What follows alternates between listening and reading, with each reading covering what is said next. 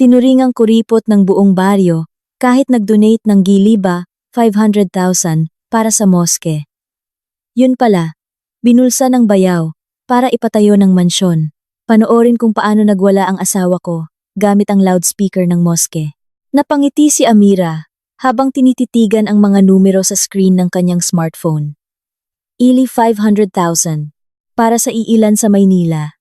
Ang halagang iyon ay maaaring katumbas lang ng isang mamahaling bag o paunang bayad para sa bagong kotse. Ngunit para kay Amira at sa kanyang asawang si Khalid, ang perang iyon ay bunga ng kanilang pinagpawisan, mga gabing nag-overtime, at mahigpit na pagtitipid sa loob ng halos 3 taon. Isinandal ni Amira ang kanyang likod sa sofa. Pinagmasdan si Khalid na kalalabas lang mula sa banyo na may tuwalyang nakasabit sa kanyang leeg. Pagod ang itsura ng lalaki, ngunit ang kanyang mga mata ay nagliliwanag pa rin ng init, tulad ng unang araw ng kanilang pagsasama. Mahal, buo na ang ipon natin. Ama, 500,000 na. Malumanay na sabi ni Amira, na bumasag sa katahimikan ng gabi. Natigilan si Khalid. Isang malawak na ngiti ang gumuhit sa kanyang mukha. Lumapit siya sa kanyang asawa at umupo sa tabi nito. Alhamdulillah. Sa wakas, mahal, 3 taon din tayong nagtiis na walang bakasyon. Walang kain sa labas tuwing weekend. Ikaw pa, tiniis mong magbaon araw-araw sa opisina. Dahan-dahang tumango si Amira. Lahat ng iyon, sulit, mahal. Tandaan mo ang panata natin. Kapag sapat na ang ipon, tutulong tayo sa pagsasaayos ng Masjid Al-Amana sa probinsya ninyo. Huli nating uwi roon. Ang bubong, malapit nang bumagsak, di ba? Napabuntong hininga si Khalid. Nagbalik sa kanyang isipan ang mga alaala ng kanyang kabataan. Ang Masjid Al-Amana ay hindi lamang isang gusali para sa kanya. Doon siya natutong magbasa ng Quran, maglaro ng taguan sa patio, at unang matutong tumawag ng adhan. Ang pag-alala sa kaawa-awang kalagayan ng moske ay palaging dumudurog sa kanyang puso. Oo, mahal. Noong nakaraang buwan, tumawag din si Kuya Ramon. Siya raw ang itinalagang chairman ng komite para sa renobasyon ng moske. Pero iyon nga, kapos sa pondo. Karamihan sa mga taga-baryo ay mga magsasaka lang, kaya kakarampot lang ang donasyon. Ewan kung kailan makakaipon, paliwanag ni Khalid. Si Kuya Ramon ang kaisa-isang kapatid ni Khalid, nananatili sa probinsya upang samahan ang kanilang ina. Kung ganon, mahal, bukas na bukas din, i-transfer na natin sa account ni Kuya Ramon para masimulan na agad ang konstruksyon bago mag-Ramadan. Para sa darating na Eid al-Fitr, komportable nang makakapagdasal ang mga tao. Hindi na tumutulo ang bubong. Hindi na amoy kulob ang mga carpet. Mungkahi ni Amira. Nagniningning ang mga mata. Kinabukasan, tinawagan ni Khalid si Kuya Ramon. Ang boses sa kabilang linya ay puno ng kasabikan na may kasama pang paulit-ulit na pagtakbir. Allahu Akbar. Alhamdulillah. Diyos ko, ang kapatid ko at ang kanyang butihing asawa ay tunay na pambihira. Bulalas ni Kuya Ramon, sa boses na pilit pinapalaki at ginagawang kagalang-galang. Nangangako ako, ang perang ito ay pamamahalaan ko ng may buong katapatan. Bukas din, o-order na ako ng mga materyales. Buhangin, semento, hollow blocks, bakal. Lahat ako na ang bahala. Huwag kayong mag-alala dyan sa Maynila. Pagbalik ninyo, tapos na ang lahat. Nang marinig ang matamis na pangako, nakaramdam ng ginhawa si Amira na nakikinig sa loudspeaker. Buong tiwalang pinindot niya ang PIN ng kanyang mobile banking at ipinadala ang buong punto-punta-punt-libong sa personal na account ni Kuya Ramon. Ayon kasi sa kanyang bayaw, may problema raw ang account ng moske at mahirap maglabas ng pera. Hindi naghinala si Amira. Para sa kanya, lumipas ang 2 buwan mula nang mag-transfer sila. Ang natatanging simoy ng banal na buwan ng Ramadan ay napalitan na ng kagalakan sa pagdating ng Eid al-Fitr. Abala sina Amira at Khalid sa pag-iimpake ng mga gamit sa trunk ng kanilang maliit na kotseng 5 taon na nilang gamit.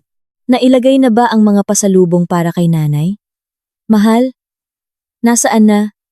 Yung sutlang abaya na binili mo kahapon? Tanong ni Khalid, habang isinasara ang trunk. Oo naman, mahal. Ligtas na sa asul na maleta. Ay, oo nga pala. Yung damit pandasal, para kay Kuya Ramon, at yung abaya para kay Ate Susan. Inihiwalay ko na sa paper bag. Sagot ni Amira, habang inaayos ang kanyang hijab sa side mirror. Sa buong biyahe, habang binabagtas ang traffic sa expressway, masayang-masaya ang kanilang kalooban. Paminsan-minsan ay sinasabayan nila ang mga lumang kanta mula sa radyo, ngunit ang pinakamadalas nilang pag-usapan ay ang Masjid Al-Amana. Hindi na ako makapaghintay, mahal. Gusto ko nang makita ang moske ngayon. Isipin mo, sigurado berde na ang pintura. Tapos ang sahig, malamig na puting tiles na. Siguradong matutuwa ang mga tao na mag-itikaf doon, sabi ni Amira, puno ng imahinasyon. Hinawakan ni Khalid ang kaliwang kamay ng asawa. Ako ang pinakamaswerte na magkaroon ng asawang tulad mo, Amira. Pumayag kang ubusin ang ipon natin para sa probinsya ko. Kahit na tayo mismo ay nangungupahan pa rin sa Maynila. Shh! Mahal, huwag mong sabihin yan. Ipon natin yan. Para sa kabilang buhay. Ang bahay dito sa mundo, makakahanap din tayo niyan dahan-dahan. Matalinong sagot ni Amira. Kahit na sa puso niya, ay mayroon ding pagnanais na magkaroon ng sariling bahay. Hindi nila naramdaman ang pagod sa mahabang biyahe dahil sa taas ng kanilang inaasahan. Ikinuwento pa ni Khalid kung paano siya madalas madulas sa lugar ng paghuhugas wudu dahil sa malumot na sahig. At umaasa siyang nagamit din ang kanilang donasyon para ayusin ang lugar na iyon. Nagsimula nang lumubog ang araw. Nag-iiwan ng kulay kahel na sinag sa kalangitan. Nang sa wakas, ay pumasok ang kanilang sasakyan. Sa arko ng Barangay Pag-asa, ang baku-bakong kalsada ang sumalubong sa kanilang mga gulong. Ang malamig na hangin ng hapon at amoy ng basang lupa matapos ang ulan ay nagpahinga ng malalim kay Amira. Nakauwi na sila. At ang unang bagay na nais makita ni Amira, bago pa man makarating sa bahay ng kanyang biyenan, ay ang tore ng Masjid Al-Amana. Dahan-dahang umandar ang sasakyan sa pangunahing kalsada ng baryo. Bumilis ang tibok ng puso ni Amira. Sa dulo ng kurbadang ito, karaniwang natatanaw na ang gusali ng moske. Dahan-dahan lang, mahal. Gusto kong makita ang moske. Pakiusap ni Amira habang ibinababa ang bintana ng kotse. Marahang inapakan ni Khalid ang preno. Ngunit pagliko nila at tuluyang lumitaw ang gusali. Unti-unting naglaho ang ngiti sa mga labi ni Amira. Nanliit ang kanyang mga mata. Sinusubukang tiyakin na hindi siya nagkakamali ng tingin o lokasyon. Sa tabi niya, tuluyang itinigil ni Khalid ang kotse. Sa gilid ng daan, pinatay ang makina at natulala habang nakatingin sa labas. Isang nakabibinging katahimikan ang pumuno sa loob ng sasakyan. Sa kanilang harapan ay nakatayo ang Masjid Al-Amana. Hindi ito may matingkad na berdeng pintura. Hindi rin may makintab na puting tiles. At lalong hindi may bago at matatag na bubong. Ang gusali ay parehong-pareho pa rin, tulad ng 2 taon na ang nakalipas. At sa katunayan, mas malala pa ang kondisyon. Ang pintura sa labas ay tuklap-tuklap na. Kitang-kita ang itim na semento dahil sa amag. Maraming yero ang nakalaylay at basag. Ang pinakamasakit sa puso, ang isang bahagi ng bubong sa kanang bahagi ay tinakpan lamang ng isang malaking asul na trapal na itinali gamit ang straw. Binuksan ni Amira ang pinto ng kotse at bumaba. Ang hangin ng baryo, na kanina'y malamig, ay tila sumasakal na sa kanyang leeg. Lumapit siya sa patio. Matataas ang mga ligaw na damo sa mga sulok ng bakuran. Sa lugar ng wudu, maraming gripo ang sira at pinalitan ng mga lumang plastic hose na kung saan-saan tumatagas. Kaya laging may sanaw sa sahig na puno ng lumot. Mahal! Napatigil ang boses ni Amira. Lumingon siya sa kanyang asawa na ngayon ay nakatayo na sa tabi niya. Nanigas ang panga ni Khalid. At ang kanyang mga mata ay matalim na nakatitig sa bubong na tinakpan ng trapal. Walang kahit isang bagong hollow block dito, Amira, bulong ni Khalid. Nanginginig ang kanyang boses. Pinipigilan ang galit na biglang kumukulo sa kanyang dibdib. Walang kahit isang sako ng semento na ginamit para sa lugar na ito. Naglakad si Amira patungo sa pangunahing pinto ng moske. Nagawa sa lumang kahoy na kinakain na ng anay. Sumilip siya sa loob.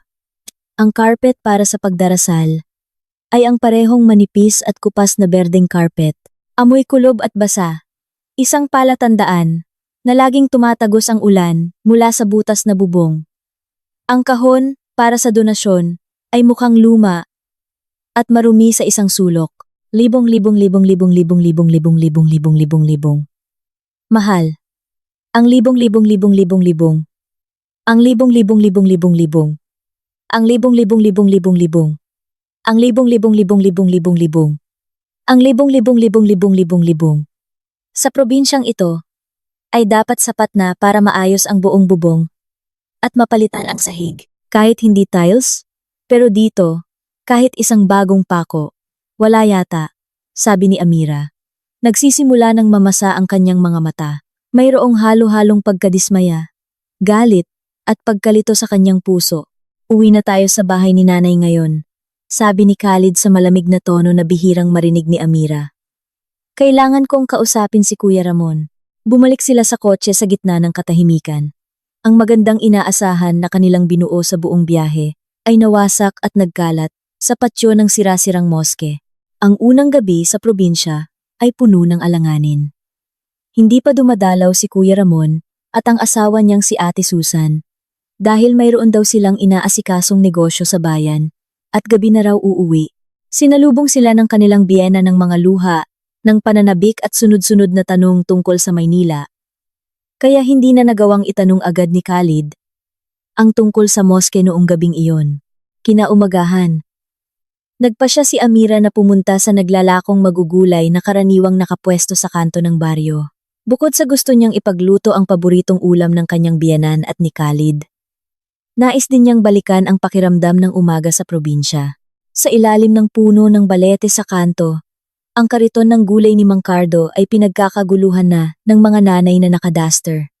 Ang ingay ng tawaran ay rinig na mula sa malayo. Dumating si Amira na may magiliw ng ngiti. Binabati ang ilang mukha na kanyang natatandaan.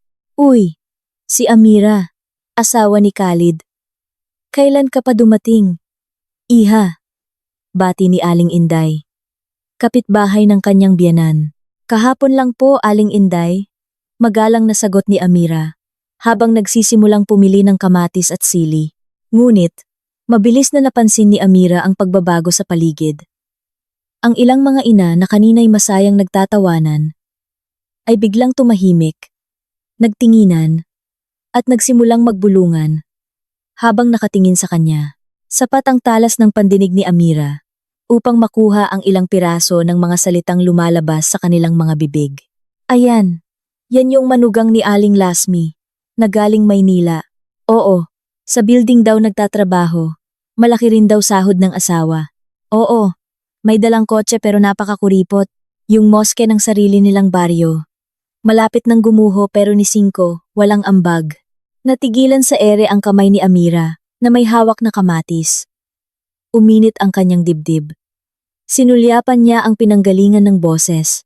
Tatlong babae na kapansin-pansin ng ayos ang nagchitsismisan, pinangungunahan ni Aling Tessie, isang kilalang matalas ang dila sa baryo. Tila napansin ni Aling Tessie na tinitingnan siya ni Amira. Sa halip na tumahimik, lalo pa niyang nilakasan ng boses, sinasadyang iparinig kay Amira. Sa panahon ngayon, no, maraming nagpapanggap na mayaman sa syudad. Pag-uwi sa probinsya, makintab ang kotse. Magaganda ang damit, pero kapag hiningan ng donasyon, para sa bahay ng Diyos, 1,000 ang dahilan. Mamaya na, hanggang sa trapal na lang ang pantapal sa bubong, hindi pa rin bumababa ang pera. Ang ibang mga babae ay nagtawanan. Tama ka dyan, te. Buti na lang mayroon tayong Kuya Ramon, no? Handa siyang magsumite ng proposal kung saan-saan, para lang sa moske natin. Kung aasa sa kapatid niyang nasa Maynila.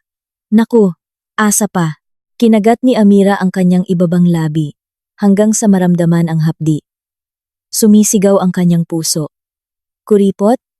Walang ambag? 500,000. Mga ale, 500,000 ang ibinigay namin para sa moskeng ito. Gusto niyang humarap, kumprontahin ang mga babae, at isampal sa mukha nila ang pruweba ng transfer. Ngunit naaalala niya ang bilin ni Khalid kagabi. Pigilan mo muna, Amira. Huwag kang gagawa ng gulo sa labas.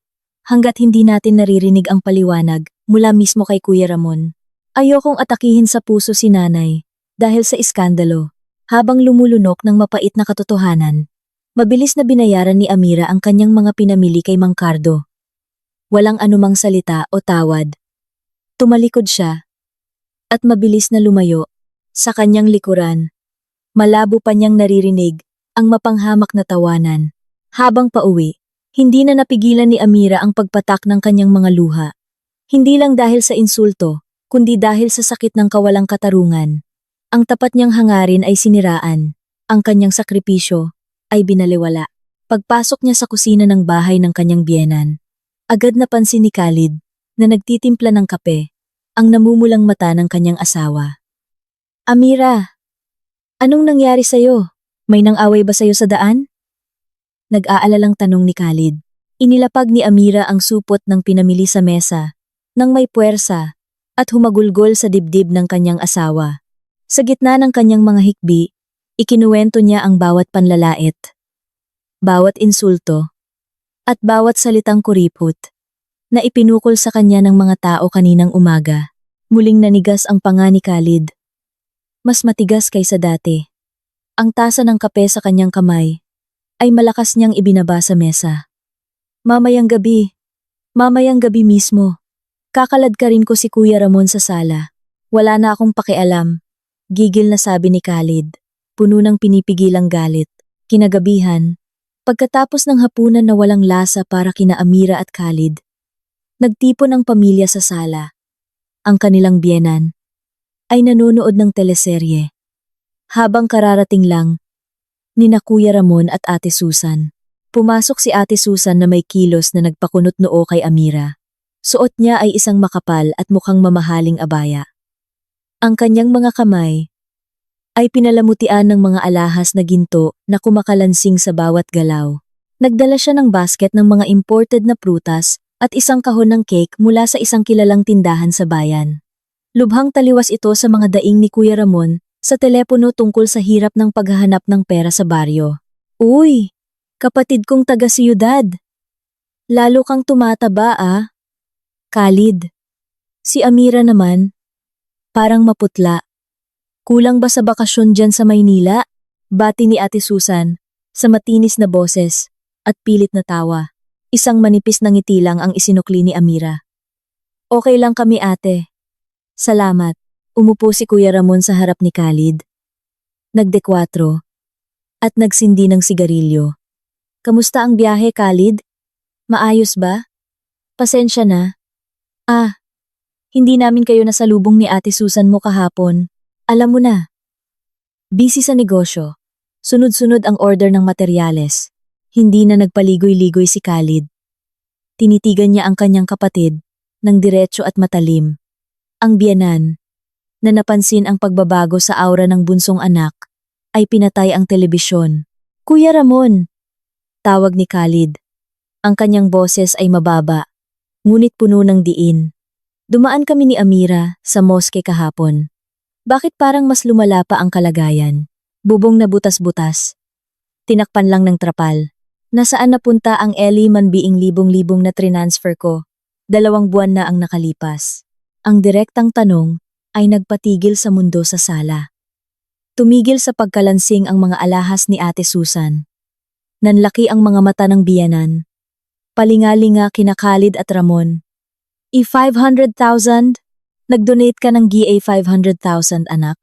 Hindi makapaniwalang tanong ng ina. Natahimik si Kuya Ramon ng ilang segundo. Dahan-dahang umakyat ang usok ng kanyang sigarilyo. Sa halip na mataranta, naging kalmado ang kanyang mukha. Ngumiti siya isang ngiti ng isang matalinong ama na madalas niyang gamitin sa mga pulong sa baryo. Iyon ba? Huminga ng malalim si Ramon na para bang may pasan siyang mabigat na problema. Astagfirullah. Khalid. Akala ko naiintindihan mo ang sitwasyon dito. Inilapit ni Ramon ang kanyang katawan. Ganito kasi iyon, kapatid. Noong nag-transfer ka, biglang tumaas ng sobra ang presyo ng mga materyales. Ang presyo ng semento. Grabe, ang bakal. Nagdoble dahil sa kakulangan daw. Sa pabrika, kung pinilit kong bilhin ang materyales gamit ang e-Amelie, 500,000 mo, kalahati lang ang mabibili. Bitin. Baka maiwang nakatiwangwang ang moske. Kung ganoon, nasaan ang pera ngayon? Habol ni Amira. Hindi na mapigilang sumabat. Kalma lang, Amira. Ang taong mapagpasensya ay mahal ng Diyos, sabi ni Ramon sa tonong nangangaral, na lalong nagpakulo sa dugo ni Amira. Ang pera, buo pa. Inilipat ko sa isang short-term time deposit sa rural bank dito sa bayan. Bakit? Para ligtas at kumita man lang ng kaunting interes, para pandagdag sa pondo ng moske. Ako ang chairman ng komite. Kailangan kong maging madiskarte. Hinihintay pa nating makumpleto ang lahat ng donasyon mula sa mga residente. Kapag umabot na ng OE 1 milyon, saka nating gigibain ng tuluyan ang moske. Gagawa ng bagong pundasyon. At bubong na bakal lahat. Agad sumingit si Ate Susan. Tama iyon, Amira. Khalid. Kayo kasing nasa syudad. Hindi ninyo alam ang hirap mag-asikaso ng mga taga-baryo. Ang pera ng mga tao rito, hirap kunin. Si Kuya Ramon mo. Araw-araw iyan naglilibot para manghingi ng donasyon, kulang na nga sa tulog. Tapos, imbes na magpasalamat, pagdating ninyo, iniimbestigahan ninyo na parang pulis. Hindi magalang iyan. Sa harap ni nanay, ang biyenan, na kanina pa nakikinig, ay tumango. Oo nga, Khalid, Amira, ang kuya mo. Sobrang abala sa pag-aasikaso ng moske. Madalas ko siyang nakikitang umuuwi ng gabi na may dalang mga dokumento. Ligtas naman daw ang pera sa bangko. Bakit ba kayo nag-iisip ng masama sa sarili ninyong kadugo? Napahilamos si Khalid. Ang lohika ng kanyang kapatid ay tila kapanipaniwala sa mga ordinaryong tao. Ngunit ang kanyang business instinct ay nagsasabing, may mali. Time deposit para sa pondo ng moske, gamit ang personal na account. At anong klaseng kakulangan ng materyales ang nangyayari sa gitna ng taon na walang anumang pambansang issue sa ekonomiya. Ngunit nang makita niya ang kanyang ina na ipinagtatanggol na si Ramon, alam ni Khalid na ang pakikipagtalo ay hahantong lang sa away pamilya na makakasakit sa puso ng kanilang ina. Pwede mo bang ipakita sa amin ang passbook o ang certificate of deposit bukas? Hamon ni Khalid. Napatawa si Ramon. Naku naman, Khalid. Bukas, holiday, sarado ang bangko. Ang certificate, nasa vault ng opisina ng barangay. Ang susi, dala ng kapitan na umuwi sa ibang probinsya. Pagkatapos na lang ng Eid, ipapakita ko sa inyo. Mag-relax muna kayo. Magbakasyon kayo. Kararating nyo lang. Proyekto na agad ang pinag-uusapan. Pinatay ni Ramon ang kanyang sigarilyo at iniba ang usapan patungo sa mga imported na cake na dala ng kanyang asawa. Nagkatinginan sina Amira at Khalid at mayroong tahimik na mensahe sa pagitan ng mag-asawa. Alam nilang nagsisinungaling si Kuya Ramon. Ang matatamis na dahilan ay masyadong perpekto, masyadong malinis, at may amoy ng kabulukan na pilit itinatago. Ang kumikinang na gintong alahas ni Ate Susan ay tila nang iinsulto sa kanila mula sa kabilang panig ng mesa. Nang gabing iyon, nanumpa si Amira sa kanyang sarili. Hindi siya maghihintay hanggang matapos ang Eid. Siya mismo ang aalam kung saan napunta ang perang kanilang pinaghirapan. Anuman ang panganib. Ang mainit na sikat ng araw sa umaga ay hindi nakapawi sa lamig sa puso ni na Amira at Khalid.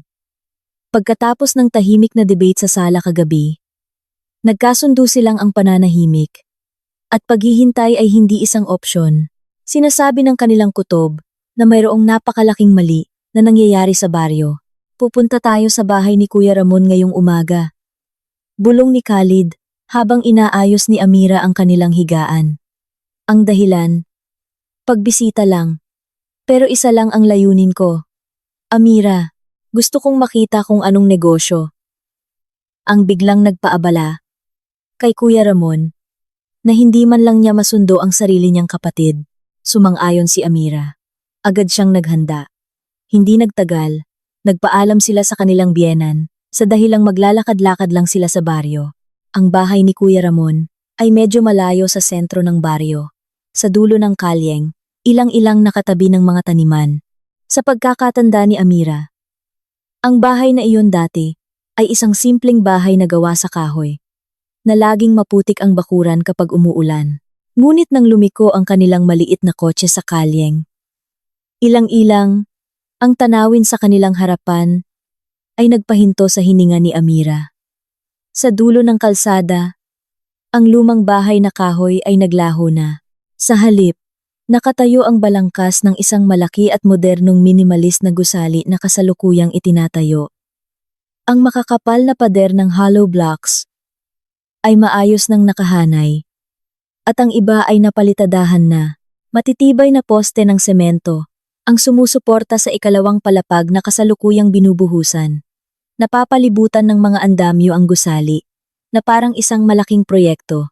Itinigil ni Khalid ang kotse mga 50 metro mula sa lokasyon. Ang kanyang mga kamay ay mahigpit na nakakapit sa manibela. Namumuti na ang mga buko ng kanyang daliri. Sa malawak na bakuran, nakatambak ang bundok ng dekalidad na itim na buhangin. Dose-dose ng sako ng kilalang brand ng semento, ang maayos na nakasalansan sa ilalim ng trapal. Katabi nito ang mga tumpok ng bakal na iba't ibang sukat. Kulang ang bakal mula sa pabrika ha, bulong ni Khalid na may mapanuyang tono. Napakataas ng presyo ng semento ha, pero nakapagtataka. Lahat ng kulang at mahal na materyales ay nakatambak sa sarili niyang bakuran. Naramdaman ni Amira ang paninikip ng kanyang dibdib. Mahal, ito na. Ito na ang sagot kung saan napunta ang ilang bambantausan natin. At baka hindi lang pera natin. Matalas na sabi ni Khalid. Bumaba na tayo. Ipakita natin ang pinakamagiliw nating ngiti. Gusto kong marinig mismo kung anong sasabihin ni Kuya Ramon. Napansin pala ng may-ari ng bahay ang pagdating ng kanilang kotse. Bago pa man makakatok sina Amira at Khalid sa pansamantalang pinto na gawa sa plywood, lumabas na si Ate Susan para salubungin sila. Mukhang kaliligo lang niya, suot ang isang mamahaling duster na may burda. At ang basang buhok ay nakabalot sa maliit na tuwalya. At syempre, hindi nawawala ang kanyang mga gintong alahas. Ngayong umaga, isang malaking gintong kwintas ang nakasabit sa kanyang leeg. Uy, Khalid, Amira. Ang aga nyo naman dito. Naku, pasensya na. Ang gulo-gulo ng bahay. Alam nyo na. Nagpapatayo ng munting palasyo. Malakas na bati ni Ate Susan.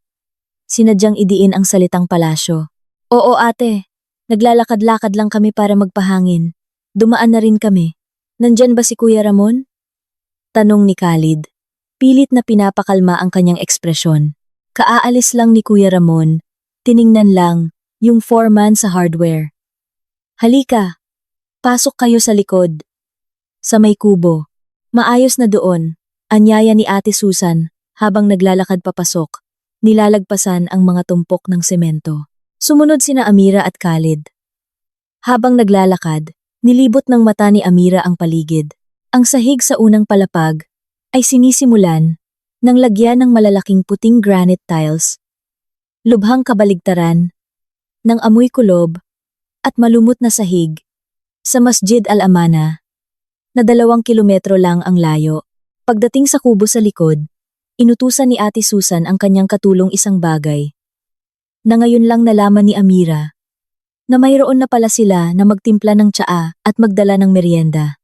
Ang galing nyo naman Ate Susan at Kuya Ramon. 2 taon lang ang nakalipas. Bahay na kahoy pa ito.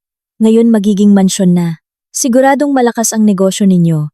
Pambubuyo ni Amira na may pilit na ngiti. Napatawa si Ate Susan nang may pagmamalaki. Alhamdulillah Amira. Ganito talaga ang biyaya sa isang mabuting asawa.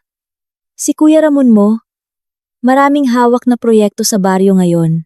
Alam mo na, importanteng tao. Maraming kakilala sa itaas. Kaya tuloy-tuloy ang pasok ng pera. Sumulyap si Ate Susan sa labas. Tinitingnan ang kotse ni Khalid. Uy, Khalid, matagal ka nang nagtatrabaho sa Maynila ah. Bakit yan pa rin ang kotse mo? Ang liit, medyo kupas na rin ang pintura. Hindi ka ba nahihiya sa mga kapitbahay niyo sa Maynila? Dapat tularan mo si Kuya Ramon. Kamakailan lang, nag-down payment siya para sa isang Pajero. Sabi niya, para raw hindi nakakahiya kapag bumibisita sa mga proyekto. Ang panlalait ay lumabas ng walang anumang pagkakasala. Kinagat ni Amira ang loob ng kanyang pisngi para pigilan ang galit. Ang pera mula sa kanilang pagtitipid, pag-aayuno sa pagkain sa labas, at pagbabaon araw-araw ay naging mga hollow block, granite, at down payment para sa mamahaling kotse ng babaeng nang mamaliit sa kanila ngayon. Mas inuuna namin ang gamit ate. Hanggat umaandar ang kotse at hindi nasisira, sa tingin namin, hindi pa kailangang palitan. Patag na sagot ni Khalid. Bukod pa riyan, may mas mahahalagang bagay kaming inuuna. Tulad ng ipon para sa kabilang buhay. Halimbawa, iwinasiwas ni Ate Susan ang kanyang kamay. Hindi nakuha ang sarkasmo sa sinabi ng kanyang bayaw. Ang kolonyal mo mag-isip, Khalid. Nasa syudad ka na. Pero ang kilos mo parang mahirap. Kaya dapat, matuto kang magnegosyo kay Kuya Ramon. Hindi nagtagal, umuwi si Kuya Ramon sakay ng kanyang bagong motorsiklo.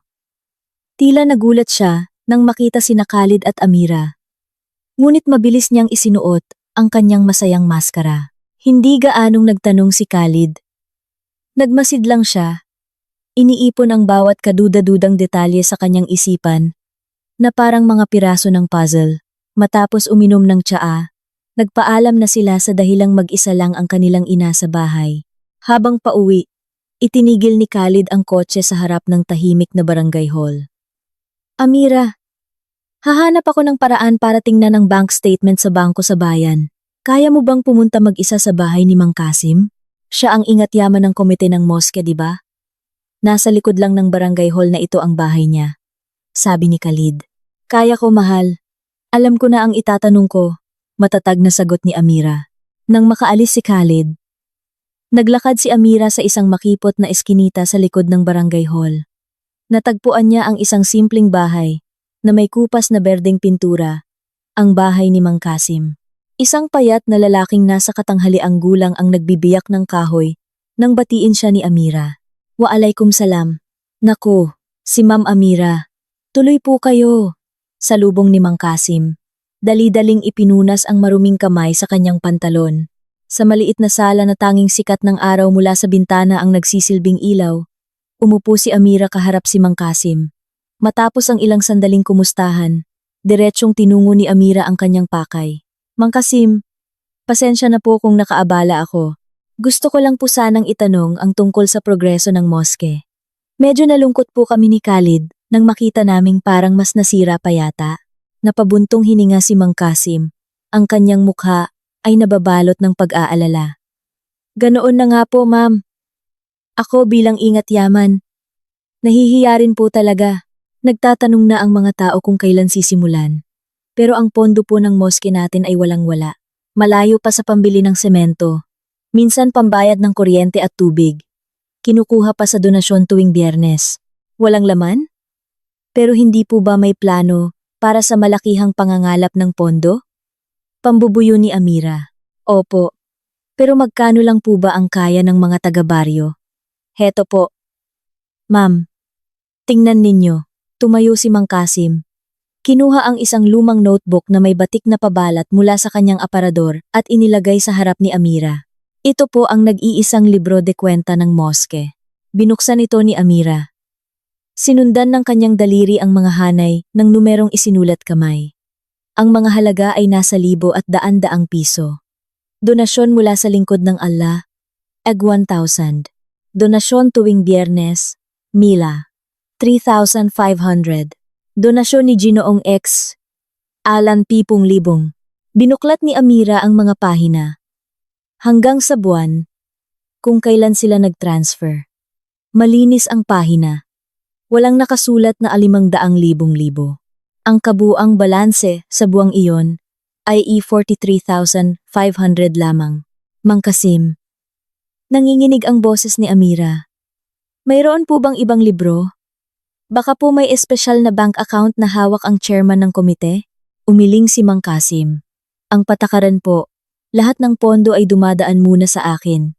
Itinatala, bago ideposito sa bangko ng baryo. Pero 2 buwan na ang nakalipas. Sinabi nga po ni Kuya Ramon na may donasyon daw mula sa labas na diretso sa personal account niya para mas mabilis daw. Sabi niya, kapag bibilhin na ang materyales, sa kanya isusumite sa akin ang ulat. Hanggang ngayon, wala pa po akong natatanggap na kahit anong ulat. Kahit resibo ng pako. Wala po ma'am. Nanikip ang dibdib ni Amira. Hubad na hubad ang kasinungalingan ni Kuya Ramon. Hindi niya ito inilagay sa time deposit para sa pondo ng moske. Binulsa niya ito nang buo nang hindi man lang iniuulat sa komite. Ma'am Amira, bakit po kayo nagtatanong? May problema po ba? Nag-aalangang tanong ni Mang Kasim nang makita ang pamumutla at paninigas ng panga ni Amira. Wala po Mang Kasim. Maraming salamat po sa impormasyon. Mauuna na po ako. Isang mapait na ngiti ang isinukli ni Amira habang isinasara ang libro. Nakuha na niya ang unang ebidensya. Ngayon, kailangan niyang sabihin sa kanyang biyenan. Bago pa man bumalik sa kanila ang lahat. Pagdating sa bahay, nadatnan niya ang kanyang biyenan na naghihiwa ng sibuyas sa terasa. Huminga ng malalim si Amira. Nag-ipon ng lakas ng loob. Wala pa si Khalid, ngunit nararamdaman niyang karapatan ng kanyang biyenan na malaman ang katotohanan. Umupo si Amira sa tabi ng ina. Nay, pwede po ba tayong mag-usap sandali?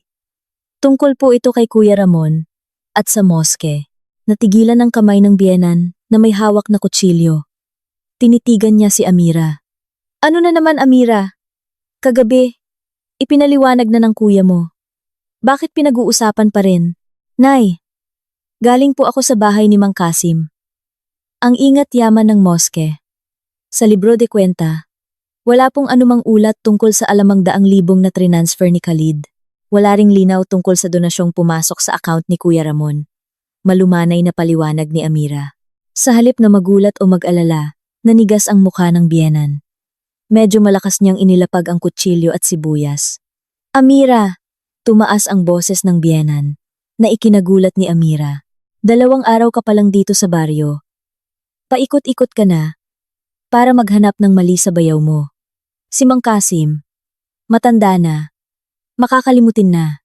Siguradong hindi pa lang nai-update ni Ramon ang ulat. Pero, Nay, galing po kami sa bahay ni Kuya Ramon. Nagpapatayo po sila ng malaking bahay. Saan po galing ang pera? Sabi ni Kuya Ramon. Mahal ang semento. Pero sa bahay niya, tambak ang semento. Bukod pa roon, si Ate Susan, paumanhin po. Pero ipinagmamayabang ang mga alahas at plano nilang bumili ng bagong kotse. Nang marinig ang pangalan ng kanyang paboritong manugang, sumabog ang galit ng biyenan. Astagfirullah! Amira, hindi ko akalaing ganyan kakitid ang isip mo. Sigaw ng biyenan. Matalim ang tingin. Naiinggit ka ba? Naiinggit kang makita na umaasenso ang bayaw mo? Dahil lang ba kayo ni Khalid ay nagtatrabaho sa Maynila? Inaakala ninyong hindi pwedeng umasenso ang mga taga-probinsya? Hindi po ganoon ang ibig kong sabihin, Nay. Gamitin po natin ang lohika. Sapat na! Putol ng biyenan. Ang daliri ay nakaturo sa mukha ni Amira. Nagkwento na sa akin si Susan kaninang umaga. Sabi niya, pumunta raw kayong dalawa sa proyekto nila na may maasim na mukha. Pinaparinggan ninyo raw ang yaman nila. Sabi ni Susan, inggit na inggit daw kayo dahil luma ang kotse ninyo at hindi pa makabili ng sariling bahay sa Maynila. Gumuho ang mundo ni Amira. Nadurog ang kanyang puso, hindi lang dahil sa paratang, kundi dahil sa pagkakaalam na binaliktad ni Ate Susan ang katotohanan at na-brainwash na ang kanyang biyenan. Para malaman mo Amira, si Ramon ay nagtatrabaho araw at gabi. Nakakuha siya ng kontrata sa kabilang baryo, kaya nakakapagpatayo siya ng bahay. Huwag mong iugnay ang biyaya ng bayaw mo sa pera ng moske na nakatabi lang naman. Gusto mong sirain ang pagsasama ng mga anak ko. Natahimik si Amira. Yumuko siya. Hinayaang tumulo ang mga luha sa sahig. Naintindihan niyang walang saysay ang makipagtalo sa isang magulang na bulag na sa pagmamalaki sa kanyang anak. Kahit gaano kakapal ang ebidensyang dala niya. Kung sarado na ang puso nito, si Amira lang ang lalabas na kontrabida. Patawad po, Nay. Mahinang sabi ni Amira. Tumayo at tumakbo papasok sa kwarto. Doon, humagulgol siya. Pakiramdam niya'y nag-iisa siya sa gitna ng isang pamilyang hindi na niya kilala. Habang umiiyak si Amira, sa kabilang bayan, abala si Khalid sa kanyang plano. Ipinark niya ang kotse malayo sa pinakamalaking hardware sa lugar, ang TJ Hardware Supply. Bago pumasok, dumaan muna siya sa isang ATM at nagprint ng kanyang bank statement. Tulad ng inaasahan, nakasaad doon ang transfer na alabandaan noong Marso 12, papunta sa isang account na nakapangalan kay Ramon Diaz. Dala ang kumpiyansa. Pumasok si Khalid sa hardware. Abala ang lahat. Agad niyang nilapitan ang kahera, kung saan abala sa pagkwenta ng mga resibo ang isang lalaking insik na may-ari, si Mr. Lim. Magandang tanghali, boss. Bati ni Khalid. Tila isang foreman. Tanghali. Anong kailangan mo? Sagot ni Mr. Lim. Hindi tumitingin. Ako po yung kapatid ni Mr. Ramon Diaz ng Barangay Pag-asa. Yung may malaking construction ngayon, sabi ni Khalid. Nang marinig ang pangalan ni Ramon, napatigil si Mr. Lim at tumingala, ang mukha ay biglang naging masaya. Ah, kapatid ka pala ni Boss Ramon. Naku, upo ka. May idadagdag ba kayong order? Yang kapatid mo. VIP customer na namin dito. Ang ganda ng mga benta sa kanya. Bumilis ang tibok ng puso ni Khalid, ngunit pinanatili niya ang kalmadong ekspresyon. Kaya nga po ako naparito, boss. Pinapatingnan ni Kuya Ramon. Kung tama ang mga listahan, baka may kulang. Yung mga in-order niya, nakapangalan po ba sa proyekto ng Masjid Al-Amana o sa personal niyang pangalan? Para madali kong ma-reconcile, ako po kasi ang may hawak ng pondo. Kumunot ang noo ni Mr. Lim. Kinuha niya ang isang malaking ledger mula sa ilalim ng kanyang mesa. Mosque? Wala. Walang pangalan ng mosque dito, sir. Teka, tingnan ko ang mga resibo ng Marso at Abril. Mabilis na binuklat ni Mr. Lim ang mga pahina. Huminto ang kanyang daliri sa isang hanay na may dilaw na highlight. Heto, mga order sa pangalan ni Mr. Ramon Diaz. Ang delivery address, ilang-ilang street, Barangay Pag-asa. Lahat ipinadala sa personal niyang bahay na pinapatayo. Walang kahit isang resibo na ang address ay sa Masjid Al-Amana. Paliwanag ni Mr. Lim. Habang ipinapakita ang libro kay Khalid, sinuri ng mga mata ni Khalid ang mga nakasulat. Nanlaki ang mga mata niya sa pagbasa ng detalye. Marso 14, semento. 100 sako. Buhangin 3 truck. Bakal 50 piraso. 2 araw pagkatapos niyang mag-transfer ng ili 500,000. Marso 28. Granite tiles 60 by 60. 50 kahon. Hollow blocks 500 piraso. Kabuo ang bayad sa unang yugto. 425,000. Lunas via bank transfer.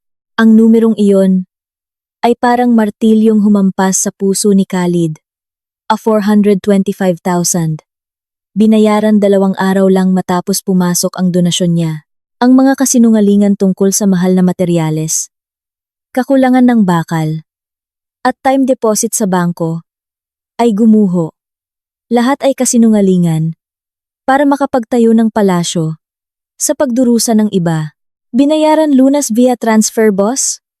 Tanong ni Khalid, halos pabulong. Oo, sir. Transfer direkta mula sa account ni Mr. Ramon papunta sa account ng tindahan ko. Galante! Yang kapatid mo, sabi niya. Nakatanggap daw ng malaking biyaya. Kaya sabi ko, VIP customer siya. Natatawang sagot ni Mr. Lim. So, paano sir? May idadagdag ka bang hollow blocks o tiles para sa garahe?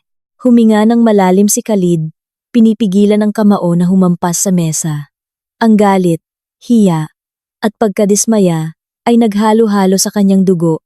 Ang sarili niyang kapatid ay naging linta, na sumisipsip sa donasyon ng moske para sa ambisyon ng kanyang asawa at sarili. Sa ngayon, sapat na muna siguro, boss. Kakausapin ko na lang ulit si Kuya Ramon. Pwede ko po bang kuhanan ng litrato itong pahina, boss? Para lang sa ulat ng pondo ng pamilya namin. Mabilis na nag-isip si Khalid para makakuha ng ebidensya. Oo naman. Sige, kunan mo na lang ng litrato para mabilis. Nanginginig ang kamay ni Khalid habang kinukuhanan ng litrato ang pahina ng ledger. Isang hindi maikakailang ebidensya. Maraming salamat, boss. Aalis na po ako. Nagpaalam si Khalid at lumabas ng tindahan. Pagpasok sa kotse, malakas niyang sinuntok ang manibela. BP! Umalingaw-ngaw ang busina, na ikinagulat ng ilang tao. Pero wala siyang pakialam. Hinahanap niya ang kontak ni Amira sa telepono. Nang sumagot ito, narinig niya ang garalgal na boses ng kanyang asawa. Hello? Mahal? Amira? Malamig ang boses ni Khalid. Isang nakakatakot na katahimikan bago ang isang malaking bagyo. Ipunin mo lahat ng gamit natin. Iempake mo na ang mga maleta. Bukas. Biyernes. Tatapusin natin ang lahat bukas ng tanghali. At pagkatapos noon, baka hindi na tayo tumapak pa sa bahay na ito kailanman. Ang umaga ng Biyernes ay puno ng tensyon sa bahay ng biyenan. Simula ng kanilang pagtatalo, hindi na pinapansin ng biyenan si Amira. Si Khalid lang ang kinakausap nito, kung kinakailangan, ngunit wala nang pakialam si Amira. Kinaumagahan, hiniram niya ang lumang motor ng kapitbahay at pumunta sa isang photocopying center. Ipinrint niya ang lahat ng litrato ng ledger ng hardware at ang bank statement. Inayos niya ang lahat sa isang asul na folder. Pag-uwi, pumasok siya sa kwarto. Nandoon si Khalid. Suot ang puting damit pandasal at malong. Naghahanda para sa salat al-Jumu'ah. Nakaprint na lahat. Mahal. Malinaw at nababasa. Bulong ni Amira. Binuksan ni Khalid ang folder. Muling sinuri ang transfer ng Re-500,000 at ang resibo ng materyales na nagkakahalagang Re-425. 2 araw lang ang pagitan. Muling nasaktan ang kanyang puso. Mahal. Malumanay na sabi ni Amira. Nakaimpake na ang mga gamit natin. Nasa kotse na. Kung pagkatapos nito ay palayasin tayo ni nanay o magpadala ng mga siga si Kuya Ramon para saktan tayo, aalis tayo agad. Handa ako, mahal. Basta malantad. Ang katotohanan. Tinitigan ni Khalid ang asawa. Ang mga mata ni Amira, nakaraniway kalmado, ay nagliliyab ngayon sa tapang. Patawarin mo ako, Amira. Ang bakasyon na dapat ay masaya, ay naging bangungot para sayo, sabi ni Khalid. Hinalikan niya ang noo ni Amira. Nangangako ako. Pagkatapos ng Jumu'ah ngayon, wala nang sinuman ang maglalakas loob na tawagin kang kuripot. Inilagay ni Khalid ang folder sa ilalim ng kanyang kopya at lumabas na parang isang sundalong handa ng sumabak sa digmaan. Napakainit ang sikat ang araw sa tanghaling iyon. Ang hangin sa loob ng Masjid al-Amanah ay mainit at kulob. Pinalalapa ang asul na trapal na sumisipsip ang init. Daan-daang mananamba ang nagsisiksikan sa manipis at amoy kulob na carpet. Nakaupo si Khalid sa ikatlong hanay. Bago ang adhan. Tradisyon na sa baryo na magbigay ng lingguhang ulat ang komite ng moske. Tumayo si Kuya Ramon, suot ang kanyang makintab na damit at puting kupya at kinuha ang mikropono. Assalamualaikum warahmatullahi wabarakatuh. Umalingaw-ngaw ang boses ni Ramon mula sa toa. Mga kapatid, mga minamahal na mananamba, alhamdulillah, nandito tayo sa bahay ng Allah na, tulad ng nakikita ninyo, ay nasa kaawa-awang kalagayan pa rin. Sinimulan ni Ramon ang kanyang talumpati sa isang malungkot na tono. Bilang inyong chairman, napakabigat ng pasanin ko. Sinubukan kong maghanap ng pondo, ngunit napakataas ng presyo ng materyales. Ang pondo ng ating moske ay walang-wala, mga kapatid, walang-wala, ilang mananamba ang napabuntong hininga. Kaya naman, tumaas ang boses ni Ramon. Kinakatok ko ang inyong mga puso. Huwag nang ipagpabukas ang pagbibigay. Ang sadaka ay hindi nakakapagpahirap. Palitan ito ng Allah. Nang higit pa, magbigay tayo. 20, 50. Kung magkano ang kaya. Huwag nating hayaang mapahiya tayo sa Allah dahil ang mga bahay natin ay magaganda. Habang ang bahay niya ay hinahayaan nating tumulo. Ang kabalintunaan sa huling pangungusap ay nagpakulo sa dugo ni Khalid. Ang mga bahay natin ay magaganda. Lumabas iyon sa bibig ng isang taong nagpapatayo ng 2 palapag na palasyo gamit ang pera ng iba. Insyaallah, mamayang tanghali, 2 beses ipapalibot ang kahon ng donasyon. Maraming salamat po. Wassalamualaikum warahmatullahi wabarakatuh. Pagtatapos ni Ramon, umupo na parang isang bayani. Nagsimulang ipasa ang kahon ng donasyon. Nakita ni Khalid ang mga matatandang magsasaka na naglalabas ng mga luma at gusot na pera mula sa kanilang bulsa. Umaasang maaayos na ang kanilang moske. Ang tanawing iyon ang sumira sa natitirang pasensya ni Khalid. Natapos ang salat al-Jumu'ah. Habang nag-aayos ang iba para umuwi, kumilos si Khalid. Tumayo siya, hindi papunta sa labas, kundi mabilis na lumakad patungo sa mimbar. Kinuha niya ang mikropono. Mic test. Isang malakas na tunog ang umalingaw-ngaw mula sa 4 na malalaking speaker sa tore ng moske na nagpalingon sa lahat. Huminga ng malalim si Khalid, tinitingnan ang daan-daang pares ng mga matang nagtataka. Assalamualaikum warahmatullahi wabarakatuh. Ang boses ni Khalid ay malakas, mabigat, at matatag, na bumalot sa buong baryo. Natahimik ang lahat. Si Kuya Ramon, na kanina'y nakikipagtawanan sa kapitan, ay napalingon, nakakunot ang noo. Khalid, anong ginagawa mo dyan? Tapos na ang dasal. Saway ni Ramon. Hindi siya pinansin ni Khalid. Mga kababayan ng Barangay Pag-asa, ako po si Khalid, kapatid ni Kuya Ramon. Paumanhin po kung naabala ko kayo, pero may katotohanan na dapat kong sabihin, bago pa man lalong maraming pera ninyo ang manakaw ng isang mapagkunwari. Ang salitang manakaw at mapagkunwari ay nagdulot ng bulungan. Hoy, Khalid, anong sinasabi mo? Bumaba ka riyan. Huwag mong ipahiya ang pamilya. Sigaw ni Ramon. Nagsisimula ng mataranta. Tinitigan ni Khalid ang kapatid. Kanina, narinig ninyo mula sa chairman na walang pondo ang moske. Na mahal ang materyales. Ngayon, nandito ako para sabihing lahat ng iyon ay kasinungalingan. Umalingaw-ngaw ang boses ni Khalid. 2 buwan na ang nakalipas, Marso 12. Ako at ang asawa kong si Amira ay nag-transfer ng aming ipon na nagkakahalaga ng Mine alang libong-libo. Ang perang iyon ay para sa pagsasaayos ng bubong ng moskeng ito at itinransfer ko ito sa personal na account ni Kuya Ramon. Ang ingay mula sa halagang 500,000 ay nagpasabog sa katahimikan. Hindi makapaniwala ang mga tao. Maging si Mang Kasim ay napatayo, ay Mang 100,000. Kuya Ramon, totoo ba iyon? Sigaw ng isang residente. Namutla si Ramon. Sinungaling siya. Lasing yan. Naiinggit lang sa akin. Bumaba ka riyan. Khalid, isusumpa ka sa pagfitna mo sa kapatid mo sa bahay ng Allah. Sumugod si Ramon para agawin ang mikropono, pero malakas siyang naitulak ni Khalid. Huwag mo akong hawakan. Sigaw ni Khalid. Itinaas niya ang folder. Sinasabi ninyong fitna? Heto ang ebidensya. Sigaw niya. Ito ang opisyal na bank statement. Marso 12. May lumabas na 50,000 papunta sa account ni Ramon Diaz. Sabi niya. Idineposito niya. Dahil mahal ang materyales. Pero tingnan natin ang ikalawang ebidensya. Ito ang kopya ng ledger mula sa TJ Hardware. Marso 14. 2 araw lang matapos pumasok ang pera ng moske. Bumili si Kuya Ramon ng 100 sako ng semento, 50 piraso ng bakal, at 50 kahon ng granite. Kabuo ang bayad, 425,000. Lunas.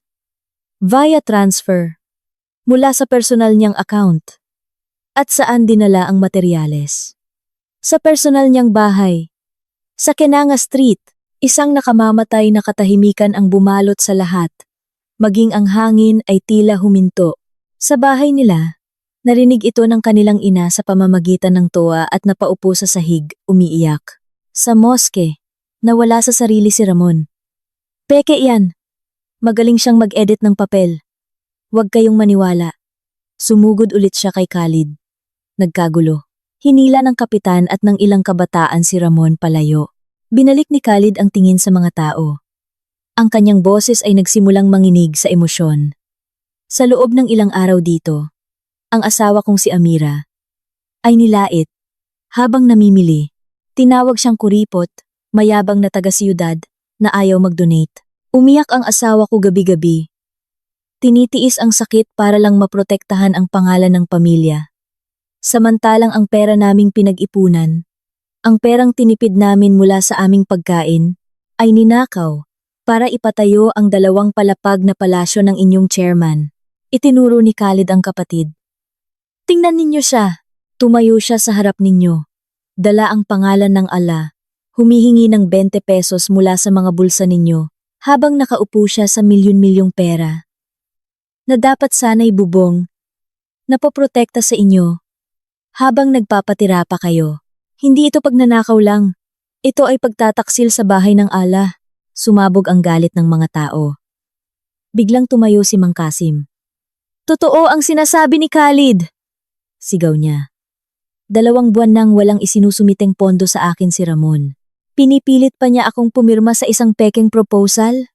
Manloloko siya. Ang testimonya mula sa tapat na si Mang Kasim ang naging mitsa. Ang daan-daang mananamba. Karamihan ay mga magsasaka at manggagawa na madalas hinga ni Ramon sa ngalan ng relihiyon ay sumabog sa galit. Hayop ka! Ibalik mo ang pera namin! Sigaw ng isa. Magnanakaw! Sunugin ang bahay na yan! Dumagsa ang mga tao. Palibutan si Ramon na ngayon ay takot na takot. Huwag! Huwag ninyong saktan! Sigaw ng kapitan. Muling nagsalita si Khalid sa tuwa. Mga kapatid, kumalma po tayo.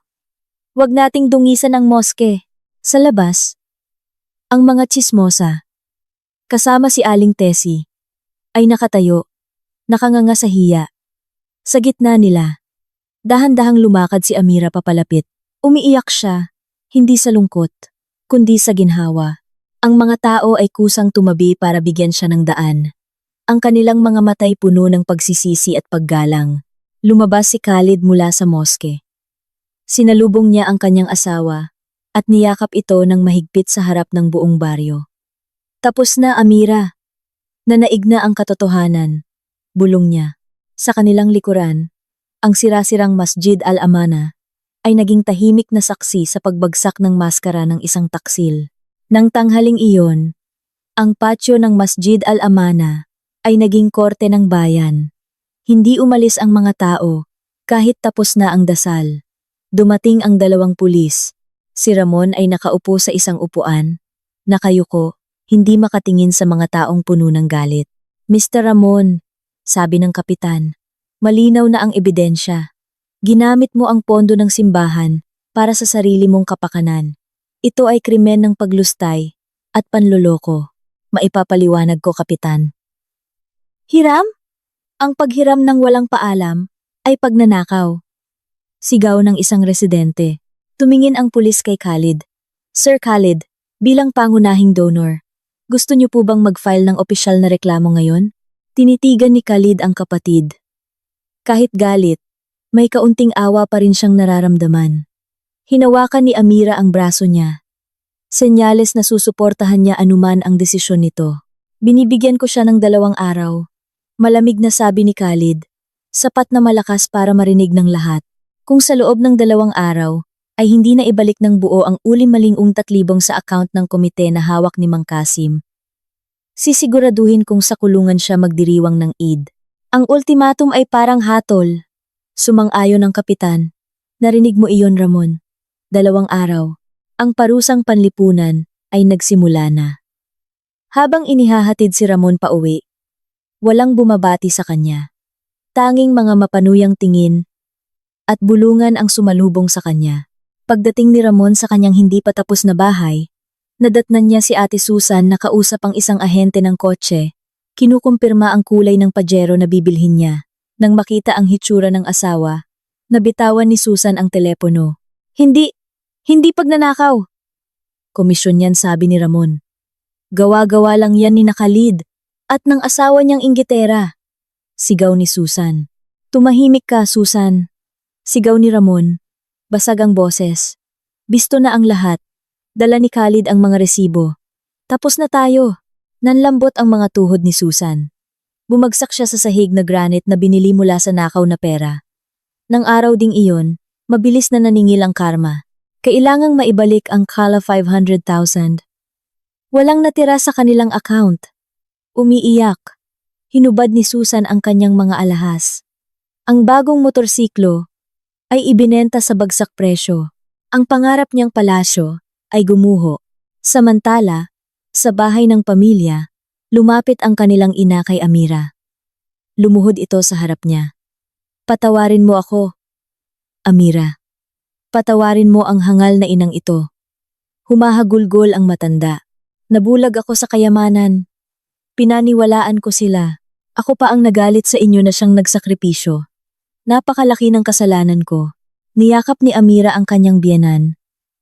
Pumasok si Khalid at niyakap din ang ina. Nay! Tapos na po. Pinatawad na namin kayo. Gusto lang naming iligtas ang pangalan ng pamilya, sabi ni Khalid. Nang gabing iyon, hindi na umalis sina Khalid at Amira. Nagpasya silang manatili. Hanggang matapos ang Eid, Lunes ng umaga, isang makapal na sobre ang iniabot ni Ramon sa kapitan. Naglalaman ito ng ilang 150,000, bayad sa ninakaw niya kasama ang iba pang pondo. Hindi na itinuloy ni Khalid ang kaso, ngunit si Ramon at ang kanyang asawa ay nagkulong sa kanilang bahay, hindi na muling nagpakita. Nang araw ding iyon, nagsimula ang tunay na pagbabago. Itinalaga ng kapitan, si Khalid at Mang Kasim bilang bagong tagapamahala ng proyekto. Agad silang bumili ng mga materyales. Kinabukasan, isang pambihirang tanawin ang naganap. Ang buong baryo ay nagbayanihan. Ang mga kabataan ang nagtanggal ng trapal at lumang bubong. Ang mga matatanda ang naghahalo ng semento. Maging ang mga bata ay tumutulong. Si Amira at ang mga kababaihan ay abala sa paghahanda ng pagkain para sa lahat. Habang naghahanda si Amira, nilapitan siya ni Aling Tessie. Amira, gusto ko sanang humingi ng tawad sa mga sinabi ko. Nahihiya talaga ako. Napakabuti mong tao. Nag-donate ka na ng malaki. Ikaw pa ang siniraan namin. Ngumiti si Amira. Kalimutan na po natin iyon, Aling Tessie. Ang mahalaga, magtulungan tayo ngayon para matapos ang moske.